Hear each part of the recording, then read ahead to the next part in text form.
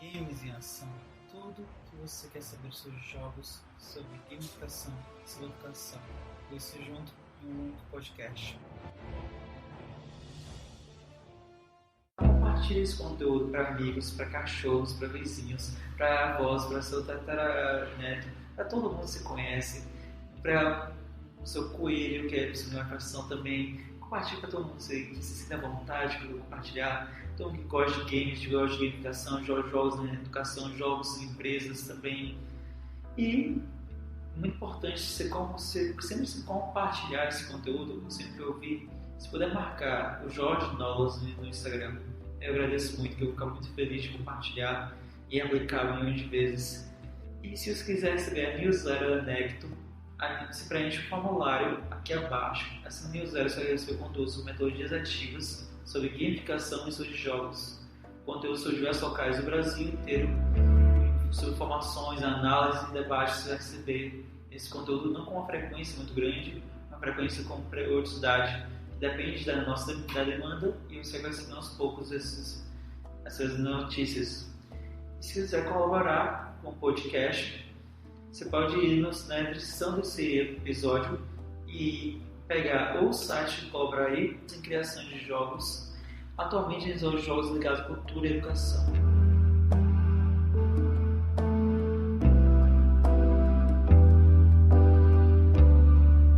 Então eu queria chamar ele agora para se apresentar um pouco mais. Em primeiro lugar, boa tarde, Jorge. Muito obrigado pelo convite. Eu gostaria de...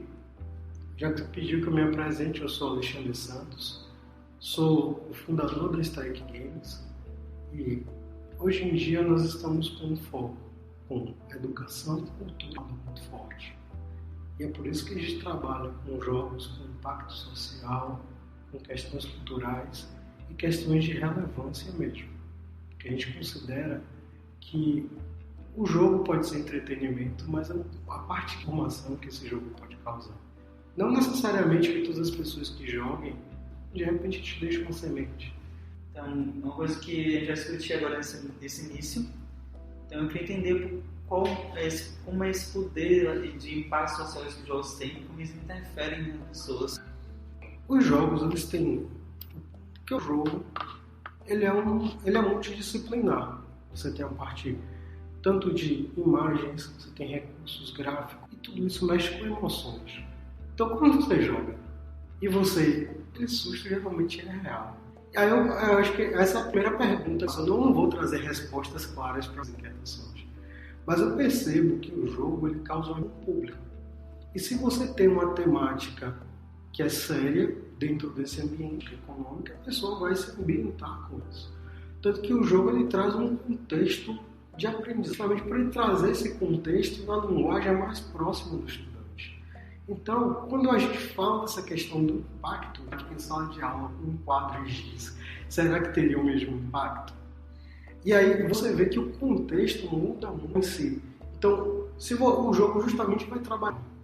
E eu acho que é importante a gente analisar por esse viés, de ter personagens interessantes, histórias, ter outros elementos que mexem com a vida, que mexem com alguma coisa que a gente simpatiza, ou que eu posso dizer para você que eu me lembro de todos os jogos. Isso já vai entregar um pouco minha idade. Ou eu também me lembro dos jogos do Master System, naquele ambiente jogando.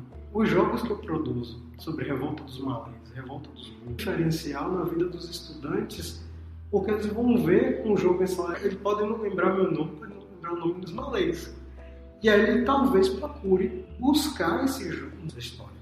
Eu posso dizer para você que uma das aplicações que a gente fez foi no bando de teatro Olodum, eles serem muçulmanos e de ter uma influência árabe. E ele me perguntou ao final, será que é por isso que meu sobrenome é árabe? Então por aí os pontos chaves que são quem eu sou, ou eu tenho alguma associação com essa temática, não tenho. Eu acho que esse é o ponto dos jogos, de você começar a se identificar ou não e buscar algumas informações. Como a gente falou, você tira o poder desses jogos, o poder dessa imersão. A gente discutiu diversas vezes em diversos episódios sobre isso. mas é de fato vocês colocarem em prática isso que você percebe. Então, quem entende mais sobre o processo de jogo pode ter na cultura das pessoas. Bom, em relação a esse ponto que você está perguntando, sim, para a sala de aula, a gente tem um ponto principal, porque eu posso dizer para você que eu sou game designer desde 2010 mais ou menos, foi um projeto que eu fiz, a partir daí sempre venho trabalhando com a questão de game design. Para o público em geral, nós pensamos na experiência para o jogador. Mas quando se trata em sala de aula, além da experiência do jogador, tem esse fator que você colocou, que é a avaliação como um todo. Porque geralmente a gente observa como o jogo que ele está causando a esse público. Mas para a sala de aula ainda é maior. E uma avaliação e também um estabelecimento. Porque se eu vou utilizar um jogo em sala de aula, com todos os malucos, o que é que eu pretendo alcançar com esse jogo? Por exemplo, eu quero que eles conheçam a Revolta, que a gente teve um resultado positivo de todos os estudantes contando o que eles aprenderam. Eu não tenho como dizer para você um impacto tão forte, mas no momento em que a gente fez foi interessante ver algumas pessoas, alguns dos estudantes, com os olhos brilhando falando sobre a temática. Agora, também já houve casos contrários, por exemplo, um ponto, se a gente nega a nossa própria cultura, como é que a gente vai entender a nossa própria história? E eu vejo, aí você me perguntou de novo, qual o impacto da cultura? Já tive a oportunidade de conversar com algumas pessoas do que eu faço, a diversidade, e fiz um jogo sobre a revolta dos malês. E uma pessoa daqui de Salvador, que sempre morou aqui, me falou, olha, eu nunca ouvi falar sobre essa revolta. Então, para mim, o impacto, quando você fala a depender de minorias, de diversidade, não se tem um impacto tão forte. E quando você pega uma temática dessa, transforma essa notícia pública, que eu não sei se você conhece, Jorge, o Playing for the como uma ferramenta mundial pública, eles falam justamente do reflorestamento. Mas pensa, então quando a gente começa a conhecer e associar o jogo a questões da nossa realidade, o impacto acaba sendo forte. Ao ponto aí que a gente tem a colocar, seja na cultura, na política, o jogo que aborda esses temas, ele vai trazer uma questão ética por trás, que é o desenvolvedor que vai dar essa ética, seja positiva ou negativa, e o jogador vai aceitar ou não isso, mas vai gerar um questionamento, vai gerar uma dúvida. Agora, também, claro, existem hoje em dia diversos jogos sendo publicados diariamente, então não é significativo que você publicou um jogo hoje e esse jogo vai ser impactante, não. Você tem que fazer um trabalho, por trás tem que ir nas escolas, tem que ter parceiros. Então, assim, tem um impacto eu posso dizer para você que sim, porque a gente utiliza instrumentos de pesquisa. A gente utiliza questionários, trata sobre diversos termos, mas eles não falavam revolta dos malês. Então a gente pensou de que forma a gente pode deixar bem explícito isso para eles. Tanto que todos os jogos da gente, quando você começa a jogar, observe que sempre pergunta qual é a temática do jogo. Porque a gente tem um texto introdutório simples falando sobre a revolta e algumas perguntas chaves. E aí com isso eles passaram já a associar que aquele jogo é sobre a revolta dos malês e aquela história que está sendo contada vai ser sobre a revolta dos malês. Desde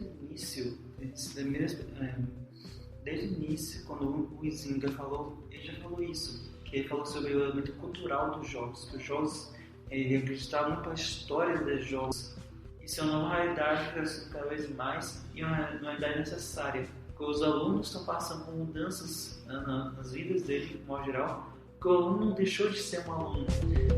Ele não mudou, ele continua sendo um aluno, só que ele tem mais dispersão, quase do celular, por causa dos meios que o celular personaliza.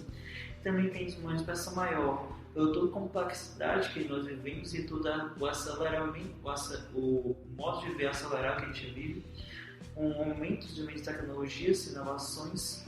Tudo isso faz com que o mundo seja complexo para o aluno seja mais ainda. E ele reflete que o mundo é 14 dimensões e não saber exatamente o que ele vai ver no futuro e não entender quem ele é, como os jogos rompem, se é mais modos, fronteiras não somente sociais, mas fronteiras criadas pelas pessoas, fronteiras e nesse sentido tem fronteiras psicológicos, sociais de âmbito, que aí eu acho que pode explicar muito melhor que eu. Jorge citou um ponto fantástico. É colocar um pouco o dedo na nossa ferida, europeia. E for fazer uma análise mesmo, um estudo. Geralmente é colocado como uma arte primitiva, que eu não estou dizendo que é isso. Eu estou dizendo a forma como foi colocado. E a própria África, por exemplo, quando a gente vai estudar, são artes africanas porque são diversas comunidades, são diversos países, são diversas etnias. Você não tem como falar com uma unidade porque cada um, você tem um Benin, você tem membros mais antigos, os mais novos. E aí esse ponto que você está colocando é justamente isso. O jogo ajuda nesse resgate de trazer essas informações que às vezes estão muito restritas e não chegam à mídia principal. Porque, por exemplo, se a gente perguntar aqui em Salvador, a revolta dos Búzios, a maioria das pessoas conhece como revolta dos alfaiates. Mas a revolta dos malês, as pessoas conhecem, sabem que aconteceu em 1835? Ou que a revolta dos Búzios aconteceu em 1798? Geralmente não sabem. Se a gente perguntar qual foi o impacto dessa revolta na cidade, eu acho que isso, os jogos têm esse ponto-chave de destrinchar. E aí a própria experiência do jogador. Mas eu vou dizer uma coisa para você.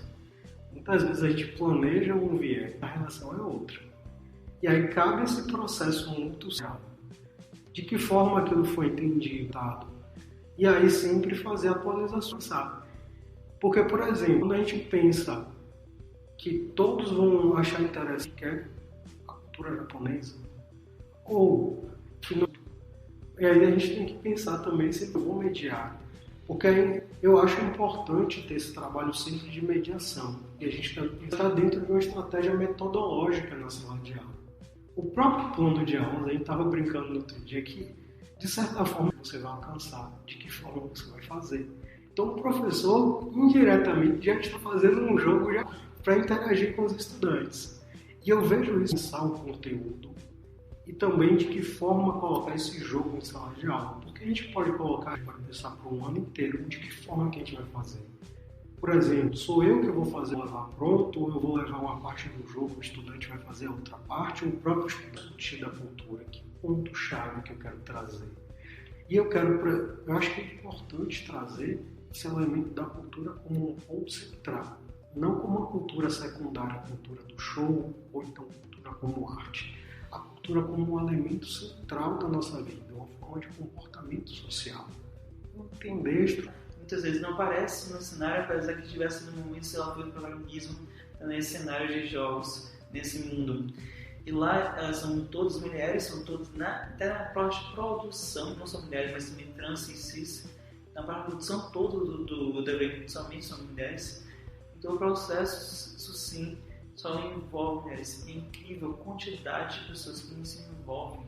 Os jogos que eu podia assistir ou observar são jogos que no final, eram só jogos que realmente eram um impacto para elas da vivência delas. Elas refletiam a vivência delas, das dificuldades que elas enfrentaram durante suas vidas. Questões de identidades, questões... E para encontrar sua digital e sua identidade, você tem que desafiar esses desafios da sua vida. Esses desafios da sua vida são muitos que aparecem lá. Esse meio era a essência da sua digital, a essência da sua carga identitária. Esse poder que foi simples que o jogo teve, já é um impacto gigantesco, porque ele foi criado em 48 horas, de forma muito rápida, de forma muito acelerada, mas no final, cada vez mais jogos com esse objetivo de transformação. E como já estamos no final do podcast, eu queria conhecer os seus jogos. Então, você já falou sobre diversos deles, mas eu queria entender qual a concepção deles, que você falasse um pouquinho sobre eles. Jorge, nós temos lançados 4 jogos. Um é de entretenimento, ele não tem um foco cultural, que eu não quero dar foco a ele aqui. E temos 3 jogos, que são 2 sobre a revolta dos malês. O meio teve a revolta dos Búzios 220 anos, que inclusive teve a participação de Toy Matéria. Ele cedeu as músicas para que, no caso, estivessem no jogo. E nós também, hoje em dia, temos trabalhado com jogos sua história, que se trata do quê? E nas comunidades, e elas vão criar jogos não digitais, jogos de tabuleiro, de cartas ou indo com brincadeiras, contando a história dessa comunidade. Antes a gente faz uma prévia, a gente costuma entrevistar os membros mais antigos dessa comunidade, como ela surgiu, o porquê desse surgimento, qual o motivo, qual o propósito deles. E a partir daí, dessas informações, a gente começa a dialogar com eles e uma tarde a gente senta e realiza cria um primeiro protótipo. Eu vejo como um ponto super importante. Então eu vejo que a gente vem caminhando mesmo com esse lado de educação, cultura e diversidade. A gente começou com essa linha de jogos sobre a nossa história, a história da Bahia, que eu vejo como uma história fantástica.